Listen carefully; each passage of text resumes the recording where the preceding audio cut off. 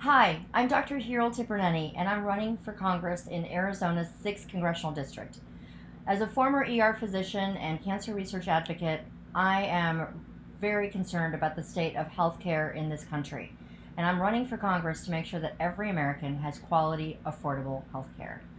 A little bit more about myself. I'm a first generation immigrant, was born in India, came to the States when I was 3 years old, grew up outside of Cleveland, Ohio, and studied undergrad and medical school in Ohio, and then did my residency at University of Michigan in Ann Arbor. And I've lived now in Arizona for or almost, I should say, 24 years. I'm the mom of 3 young adults, and my husband's an orthopedic surgeon, and I have been a proud Arizona noun for over 2 decades, and can't imagine calling any other place home. As far as my favorite musical groups, I obviously will be dating myself by saying this, and my age is no secret anyway, so here it is. U2, The Police, and if I had to put a third one in there, I have a more contemporary artist, Matt Carney. As far as what inspired me to go into politics, I would change that question a little bit as to what inspired me to go into public service, because that's, I think, where we've lost the true meaning of folks who are elected to lead and pass legislation to take care of all of our fellow neighbors and Americans. I'm running because I want to do more for our fellow Americans when it comes to healthcare and so many other issues. And as an ER physician in cancer research advocacy, my work has always been about solving these complex problems and being a voice and fighting on behalf of folks that may not be able to fight for themselves. So if I am elected to Congress, I will be able to fight on a larger host of issues on behalf of a larger population of our fellow Americans. So that's why I am running to be a public servant. Well, there are definitely barriers that I have experienced, as well as fellow candidates I know in conversation I've learned that they've experienced. Some of the obvious ones are my gender.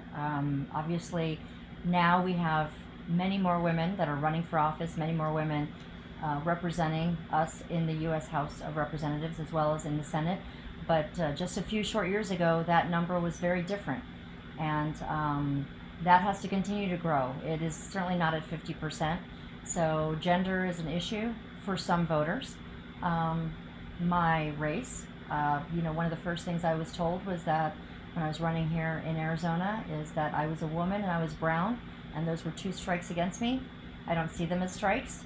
I see this as more of what defines me as a person. I bring all of my background to the table, and it helps inform me when I will be a voice in shaping policy. So those are some of the obvious barriers, but I think we can't let any of those stop us when we know that there's more for us to do, and there are folks out there who don't have a voice or a fighter. We're going to continue to be their voice and fight on their behalf, regardless of any challenges that come our way. I'm passionate about healthcare in the concept of making sure we do everything we can to keep our communities as healthy as possible. And a lot of folks see that as just this issue of health insurance. I see it in a more global context. As a former ER physician, having seen patients come into the emergency department, yes, concerned about being able to pay for their medical care, and that sometimes led them to wait too long and come in much too sick for us to help them. But it's also the constellation of other factors that contribute to folks being in that condition and being in that state. Sometimes it's abject poverty, it's homelessness, it is domestic violence, it's exposure to gun violence, it's mental health issues, it's addiction. There are so many issues that feed in to our community's health, and I am looking forward to being a voice at the table to advocate for our more comprehensive approach to smart policy to care for our communities. Look, I'm a proud first-generation immigrant. My family came to the United States when I was 3 years old from India, and there are certain aspects of my upbringing and culture and first-generation immigrant status, I guess, that inform my decision-making and my voice. The basic lessons that my parents ingrained into me as when I was a child were very simple. They were about working hard and getting a good education, about looking out for my friends, family, and community, and then about really giving back in a substantial way to that community. And I think those are some simple lessons that continue to guide me, and that's what shapes the way I approach my work, my personal relationships, my professional endeavors, and it'll be that same philosophy that guides me forward when I have a voice at the table to shape policy for my fellow Americans. Well, as far as proudest efforts and accomplishments, obviously I'm going to go with the cheesy one first. But it is my 3 children that I am most proud of. My 3 kids are young adults. They are hardworking, good kids, good people. Could not be prouder of them, and they are incredibly bright, much smarter than I ever hoped to be, and funny as hell. And so I just adore all of them. And certainly I can't take full credit. My husband, our extended family, our entire village of support have made them the people that they are. As far as my own personal accomplishments or efforts outside of that, I would say the work I've done in cancer research advocacy.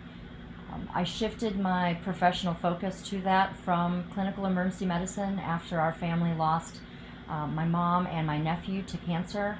And the work I've done there, helping to really scientifically vet and then fund critical life-saving research regarding early diagnostic tools, experimental therapeutics, and treatment protocols.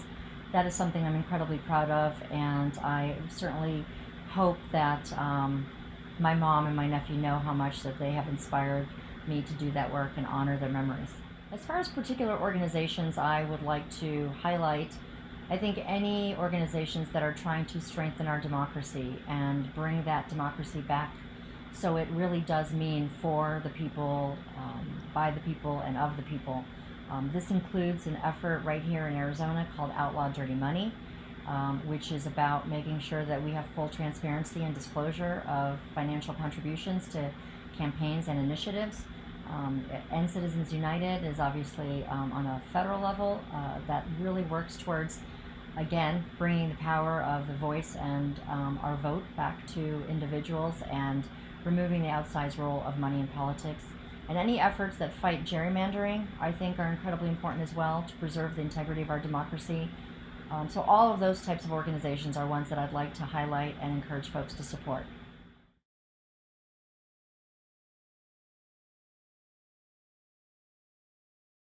I am proud to have recently participated in the AAPI Progressive Summit, and part of that pride comes from the fact of having seen so many incredible leaders at all levels of government that are from AAPI communities.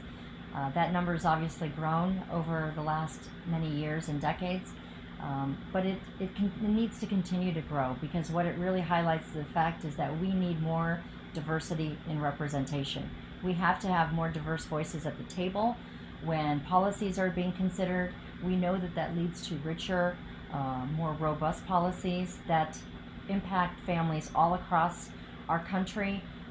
Representation and our houses of leadership should represent and fully reflect the fabric of our country. And that fabric is beautiful, it's diverse, and I'm proud to be a member of the AAPI community, and I encourage more members of that community to be politically engaged, whether it is supporting candidates, funding campaigns, or running for office yourself. We would love to have as many of you out there engaged with our campaign. We are continuing to grow. The momentum has been strong, and we would love to add your energies and enthusiasm to our team. As far as how any of you can help, obviously we're working remotely right now, but from wherever you are, you can join our efforts. Our website is hiralforcongress.com. Take a look. There's an email address that you can reach out to if you'd like to participate and join our efforts.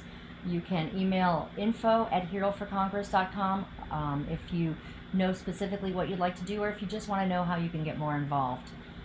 You can follow us on social media. We have a pretty good following on Facebook and on Twitter. Our following is growing on Instagram, but join us. Be part of our messaging. Be part of our movement. help us elevate the profile of this race. We welcome your participation, and we'd love to have you on part of our team.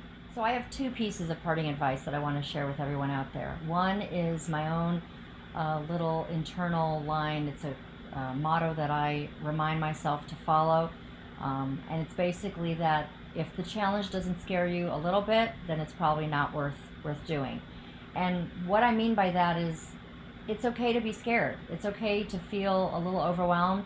And that fear is a good thing because it tells you that this might be something new and out of your comfort zone, but it's absolutely worth trying. And, you know, when folks ask about running for office, about becoming a physician, and just other things, if it doesn't scare me a little bit, it may not be a challenge worth pursuing. It's got to light that fire, and I hope that that inspires all of you as well.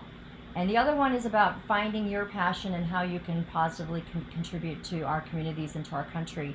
You know, they talk about that Venn diagram to help you pick your career, and it basically is about what you're good at, what you have a passion for, what kinds of jobs are out there that will actually pay you to do those things.